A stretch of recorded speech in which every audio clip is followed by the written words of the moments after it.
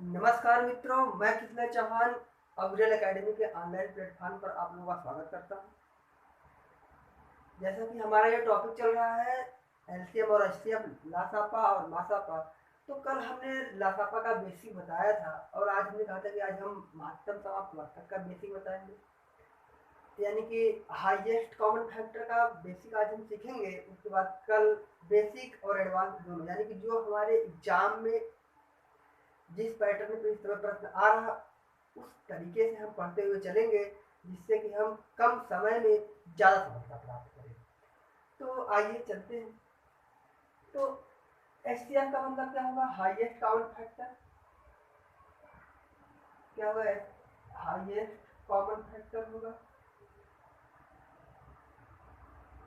तो highest common factor का मतलब, अगर हम कहें कि दो संख्याएं हों, अगर उसका हम फैक्टर करें, जो सबसे बड़ी संख्या होगी उससे दोनों संख्या विभाजित हो जाए, उससे हम क्या कहेंगे? हाईएस्ट कॉमन फैक्टर कहेंगे। जैसे मान लीजिए अगर हम कहें कि एक संख्या 6 है, एक संख्या 8 है, अगर हम कहें कि इसका महत्तम समापवर्त क्या होगा, यानी कि बड़ी से बड़ी संख्या क्या होगी, तो हम पहले यानी कि प्राइम फैक्टर नंबर से सीखते हैं। कल हमने बताया था, जैसे हमने एलसीएम बताया था कि 3 तरीके हैं हमारे ज्ञात करने के, तो वैसे इसमें भी कितने तरीके हैं? 3 तरीकों से हम इसमें भी ज्ञात करते हैं। तो पहली तो विधि है, जैसे इसको हम फैक्टर कर लेते हैं। इसका फैक्टर क्या होगा? 1 हो सकता है, 2 होगा, 3 हो सकता है, और क्या हो सकता है? 6 हो सकता है इसका फैक्टर। अगर इसकी बात हम करते हैं, 1 होगा, 2 होगा, 4 हो और 8 हो। तो अगर अब हम बात करें कि इसमें वह बड़ी से बड़ी संख्या कौन है जिससे दोनों संख्या क्या हो जाए? विभाजित हो जाए, निकट जाए। तो बड़ी से बड़ी संख्या कौन है? इसमें 2 है, यानी कि इसमें क्या है? 2 है। तो मित्रों, एक ये प्राइम फैक्टर नंबर से कैसे मिल गया हमें एचसीएफ? एक तो ये मेथड है, यानी कि एचसीएफ कितना मिल गया हमें? 2 मिल गया। एक जो दूसरा तरीका है डिवाइड मेथड। डिवाइड मेथड में यानी कि भाग विधि। कौन सी विधि मित्रों? भाग विधि में। जैसे हम भाग विधि की बात करें, हम क्या करते हैं? छोटे वाले को, यानी कि दो संख्या जैसे 6 और 8 का अगर हमें क्या निकालना है? एचसीएफ निकालना, तो हम क्या लिखते हैं मित्रों? 8 यहाँ पर 6 से भाग देते हैं। 6 से भाग देंगे, कितनी बार जाएगा? एक बार। यहाँ पर कितना आ जाएगा? यहाँ पे 2। अब इस 2 को जब तक हम कब तक ऐसे काम करेंगे जब तक कि हमारा शेषफल कितना बचे? 0 ना बच जाए।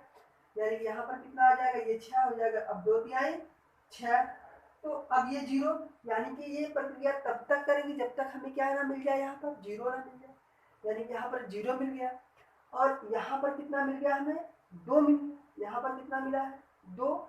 तो यही जो 2 मिलेगा, यानी कि जहाँ पर हमें शेषफल 0 मिलेगा और जिससे हम भाग देंगे, तो वही हमारा क्या होगा? एचसीएफ होगा। यानी हमारा ये 2 क्या हो जाएगा? एचसीएफ हो जाएगा। एक तरीका तो ये है। और जो तीसरा तरीका, जो हम लोग के सबसे मोस्ट इम्पॉर्टेंट, जिसको हम लोग पढ़ेंगे बेहतर तरीके से, उसको वो हमारा क्या है? तो देखते हैं उसको।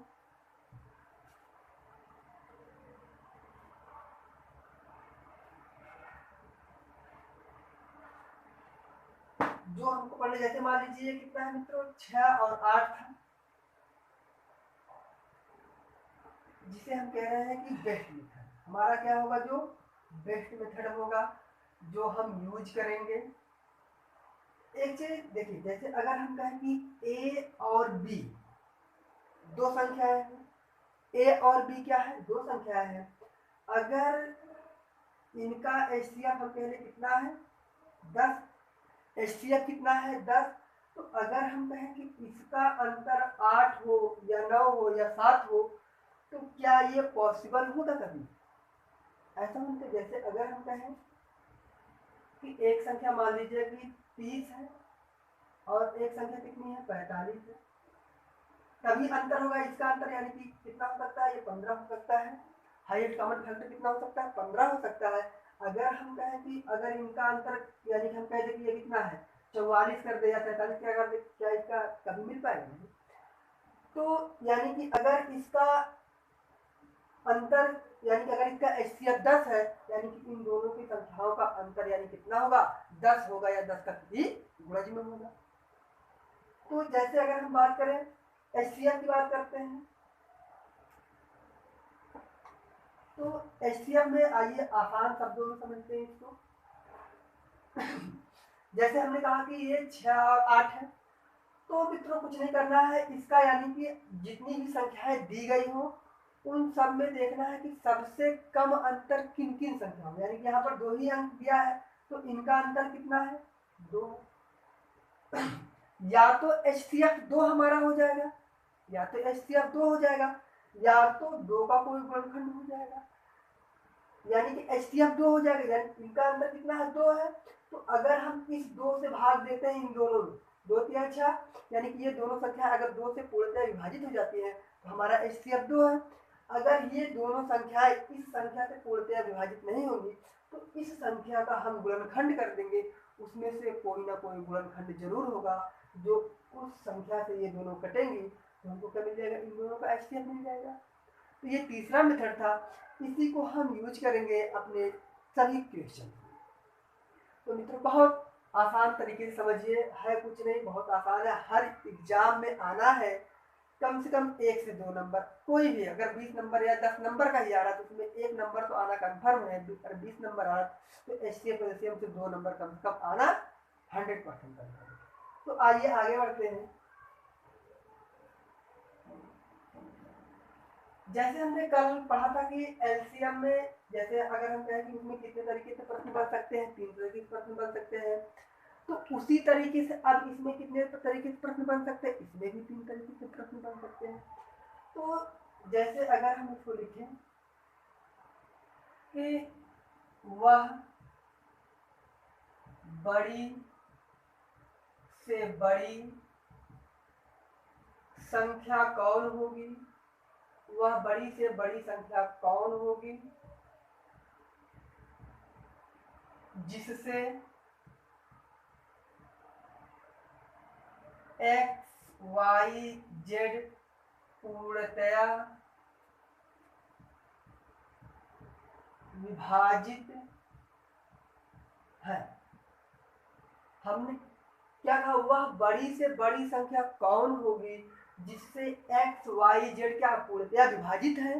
और हमने कल एलसीएम में क्या पढ़ा था, वह बड़ी से बड़ी कौन संख्या होगी जिससे यानी कि एक्स वाई जेड से अगर हम डिवाइड करें तो पूर्णतया एग्जैक्ट डिवाइड हो जाए। लेकिन इसमें कंडीशन क्या है, यानी कि वह बड़ी से बड़ी संख्या कौन होगी जिससे अगर हम भाग दें तो एक्स वाई और जेड क्या हो जाए, एग्जैक्टली डिवाइड हो जाए।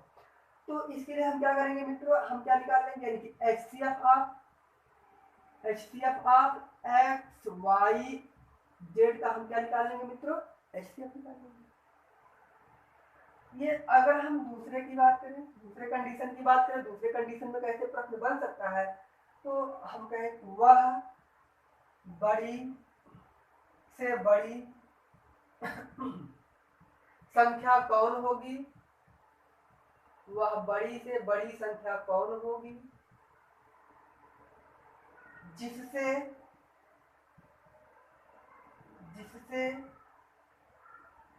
भाग देने पर या विभाजित करने पर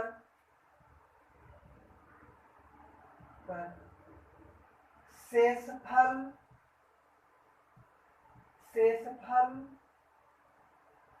आर, शेषफल क्या बचे मित्रों, आर बचे।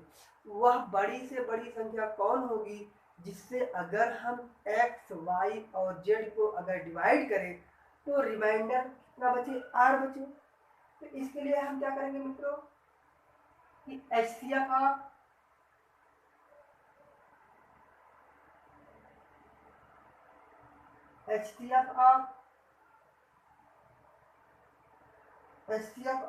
x minus r y minus r और क्या होगा मित्रों, z माइनस आर का।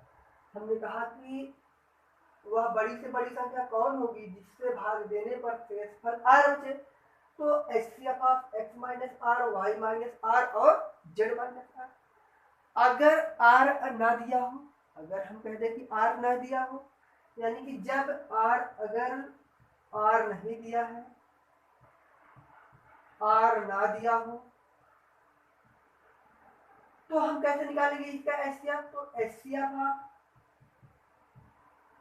X minus y, y minus z और जेड माइनस एक्स, यानी कि वह बड़ी से बड़ी संख्या कौन होगी जिससे भाग देने पर शेषफल आर बचे। तो हम क्या निकाल लेंगे? X minus r, y minus r, z minus r. अगर आर हमें नहीं दिया है तो क्या निकालेंगे? इसे अब आप x minus y, y minus z, z minus x को रख कर हम अपना क्या निकालेंगे मित्रों? एचसीएफ निकाल लेंगे। जो तीसरा मेथड है, तीसरा मेथड क्या है मित्रों? अगर हम लिखे यहाँ पर वह बड़ी से बड़ी, वह बड़ी से बड़ी संख्या कौन है, संख्या कौन है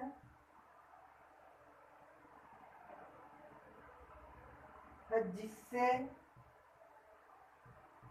एक्स वाई जेड को विभाजित करने पर, को विभाजित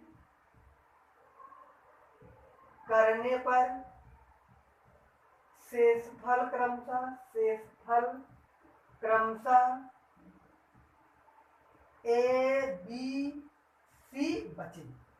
हमने कहा कि वह बड़ी से बड़ी संख्या कौन होगी जिससे अगर हम x, y, z को अगर हम डिवाइड करें तो शेषफल कितना बच जाए मित्रों? ए बी और सी बच जाए क्रमशः। तो अब इस कंडीशन में हम क्या निकालेंगे मित्रों? HCF of x minus a, y minus b और जेड माइनस सी। सही। तो x minus a, y minus b और जेड माइनस सी को अगर हम घटाकर निकाले तो हमें क्या मिल जाएगा? वह बड़ी से बड़ी संख्या मिल जाएगी जिसके अगर हम भाग देंगे तो हमें शेषफल क्रमशः क्या बचेगा? ए बी और सी बच जाएगी। तो अब जैसे इसमें प्रश्न भी आए हैं, आज हम थोड़ा प्रश्न भी सॉल्व करते हैं इसका। तो मित्रों देखिए फिर से एक बार समझ लीजिए, वह बड़ी से बड़ी संख्या कौन होगी जिससे अगर हम एक्स वाई जेड से बोलते हैं भाई तो क्या निकाल लेंगे हम? एचसीएफ एक्स वाई जेड निकाल लेंगे। अगर कह रहा है कि वह बड़ी से बड़ी संख्या कौन होगी जिससे भाग देने पर शेषफल आर बचे, तो आर बचे तो x minus r, y minus z minus are.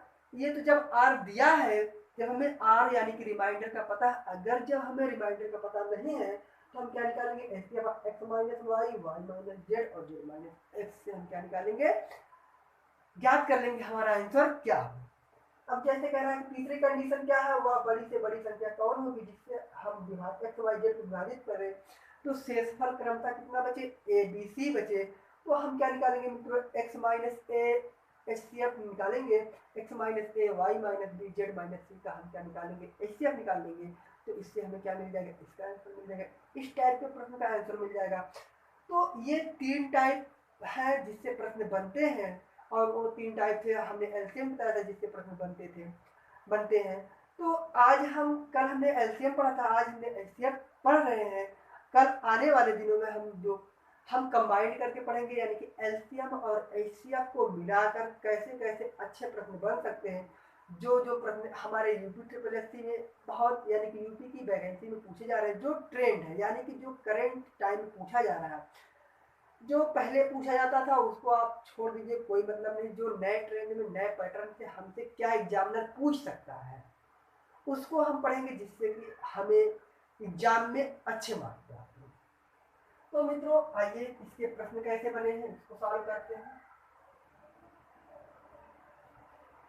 पहले कुछ थोड़ा सा नॉर्मल सॉल्व करते हैं। जैसे एक बार प्रश्न बना कि वह बड़ी से बड़ी संख्या कौन होगी। जैसे प्रश्न आया, वह बड़ी से बड़ी संख्या कौन होगी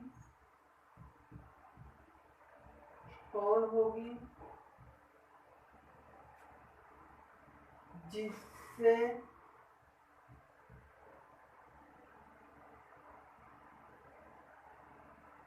जिससे 306, 340, 187 पूर्णतया विभाजित है। वह बड़ी से बड़ी संख्या कौन होगी जिससे 306, 304, 340 और 187 पूर्णतया क्या है मित्रों, विभाजित है। तो मित्रों हमने, अगर हम अपने प्राइम फैक्टर मेथड से अगर इसको सॉल्व करें, अगर इसको हम अपने प्राइम फैक्टर मेथड सॉल्व करें या हम भाग विधि से सॉल्व करें तो ये जल्दी सॉल्व तो नहीं, हमें टाइम भी बचाना है और जल्दी से जल्दी सॉल्व करना है। तो हमने जो कहा था हमारा जो बेस्ट मेथड होगा, यानी कि देखेंगे कि दो संख्याओं के बीच में सबसे कम अंतर किसमें बच रहा है, तो या तो वही हो जाएगा हमारा आंसर, या क्या हो जाएगा, या उसका कोई फैक्टर हो जाएगा। जैसे अगर हम कहें इसकी बात करते हैं, यानी कि 306, 340 और 187 है, तो सबसे कम अंतर किसमें मिल रहा है, 306 और 340 में मिल रहा है मित्रों। तो इसका अंतर कितना है, 34 है। हम कह रहे हैं कि 34 से तो ये कट सकता है, ये कट सकता है, लेकिन 187 नहीं कटेगा, यानी कि ये 34 हमारा HCF नहीं होगा। अब यानी कि हमने कहा या तो ये हो जाए, या तो इसका कोई फैक्टर हो जाए, या तो ये हो जाए, या तो इसका कोई फैक्टर हो जाए। जैसे अगर इसका हम फैक्टर करें तो हम क्या लिख सकते हैं, 1 गुणे 2 गुणे 17। तो अब इस 2 से 187 नहीं कटेगा, लेकिन इस 17 से क्या हो जाएगा, ये तीनों संख्याएं कट सकती है, यानी कि यही क्या हो जाएगा हमारा HCF हो जाएगा। यानी कि इसका मित्रों क्या आंसर हो जाएगा, आंसर इसका क्या हो जाएगा, यानी कि इसका HCF क्या हो जाएगा, 17। तो यानी कि जब भी बड़ी से बड़ी संख्या ज्ञात करने के लिए क्या है, तो हम क्या निकालेंगे मित्रों, HCF निकालेंगे। जैसे पहला प्रश्न हमारा था कि वह बड़ी से बड़ी संख्या क्या होगी जिससे अगर हम भाग दें तो 306, 340 और 187 पूर्णतया क्या है, विभाजित है। तो हमने कहा कि इन दोनों का जो जिसमें सबसे कम अंतर है उसको हम लिखते हैं अंतर आया। अगर ये इस अंतर से तीनों डिवाइड, तो यानी HCF। अगर इससे नहीं डिवाइड तो इसका हम क्या कर लेंगे, गुणनखंड कर लेंगे। तो इसका कोई गुणनखंड जरूर होगा जो उससे ये तीनों संख्याएं डिवाइड होंगी, तो वही क्या हो जाएगा मित्रों, हमारा HCF हो जाएगा। तो ये पहला प्रश्न था। आइए एक और प्रश्न को सॉल्व करते हैं, एक और प्रश्न को सॉल्व करते हैं।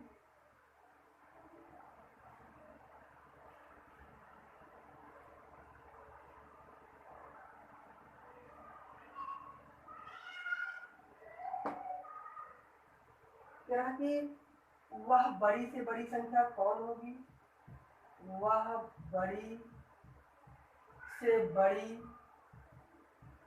संख्या कौन होगी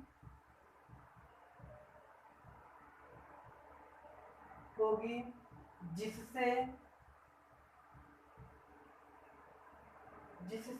1305,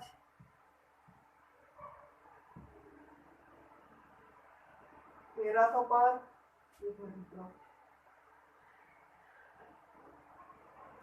65, 6905 को विभाजित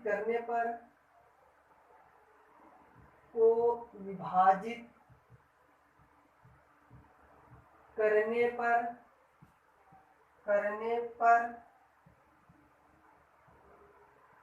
शेषफल समान बचे। यानी कि वह बड़ी से बड़ी संख्या कौन होगी जिससे अगर हम इसको डिवाइड करें 1305 को 46, 65 और 6905 को अगर हम डिवाइड करें तो प्रत्येक दशा में हमें शेषफल कितना मिले, इक्वल मिले। तो हमने इसके लिए क्या बताया कि जब r हो तो हम घटा के, यानी कि x minus r, y minus r, z minus r करके निकालेंगे। जब हमें r नहीं दिया है, तो हम क्या करेंगे मित्रों, यानी कि इन सब का क्या निकाल लेंगे, अंतर कर लेंगे। क्या ले लेंगे, अंतर ले लेंगे। तो जो अंतर प्राप्त होगा उसमें से जो, यानी कि इसका अंतर, यानी कि x minus y, y minus z, z minus x हम करेंगे। और उसके बाद क्या निकालेंगे, यानी कि जिसमें सबसे कम अंतर है उसको हम, अगर उससे कट रहा तो वही हमारा आंसर हो जाएगा। अगर उससे नहीं कट रहा तो हम क्या करेंगे मित्रों, उसका फैक्टर कर लेंगे तो हमको क्या मिल जाएगा, आंसर मिल जाएगा। तो आइए इसको हम सॉल्व करते हैं। जैसे लिखे यहाँ पर अगर कि 4665 माइनस 1305, और हम क्या लिखे यहाँ पर 6905 माइनस 4665, और एक क्या बचा है मित्रों, एक बचा है यहाँ पर 6905 माइनस 13। इसका अंतर एक का कितना आ जाएगा, 3360 हो जाएगा, और इसका कितना आ जाएगा मित्रों, 2240, और इसका कितना आ जाएगा मित्रों, 56। इसका कितना आ जाएगा, 56। तो अब देखते हैं किसमें सबसे कम अंतर है। अब देखते हैं किसमें सबसे कम अंतर है। तो अब इसमें सबसे कम अंतर है, यानी कि इसका अंतर कितना है, 1120 का है। इसका अंतर कितना है मित्रों, 1120 का है। तो अब इस 1120 से अगर इस सबको हम डिवाइड करते तो यही हमारा आंसर हो जाएगा। अगर नहीं डिवाइड होगा तो हम क्या करेंगे, इसका फैक्टर करेंगे। तो अब देखते हैं, अगर यहाँ पर देखिए मित्रों, यानी 1120 है, डिवाइड करेंगे कितना, अगर भारतीय 36, ये भी डिवाइड हो गया, 11 दूनी 22, ये भी डिवाइड हो गया, और 11 पचे 55, यानी कि ये भी डिवाइड हो गया। तो इस 1120 से ये तीनों संख्याएं डिवाइड है, यानी कि यही हमारा क्या हो जाएगा, एचसीएफ हो जाएगा। यही क्या हो जाएगा, हमारा एचसीएफ हो जाएगा, और यही क्या हमारा है मित्रों, आंसर। तो हमारा आंसर कितना मिल जाएगा, 1120।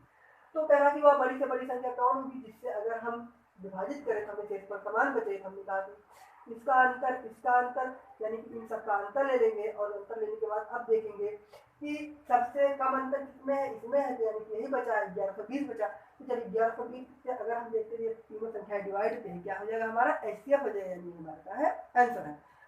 तो मित्रों आज था ये हमारा एचसीएफ का, कल एलसीएम का, आज हमारा एचसीएफ और एलसीएम का दूसरा पार्ट था। कल हम इसको यानी कि एचसीएफ और एलसीएम का कंबाइंड रूल पढ़ेंगे। आपको वहाँ पे बहुत कुछ सीखने को मिलेगा। तो और इससे बेहतर तरीके से और आप लोग सॉल्व करिएगा। जहाँ पर अगर आप लोगों को दिक्कत होगी तो कमेंट जरूर करिएगा। तो ठीक है मित्रों, आज के लिए इतना ही। धन्यवाद।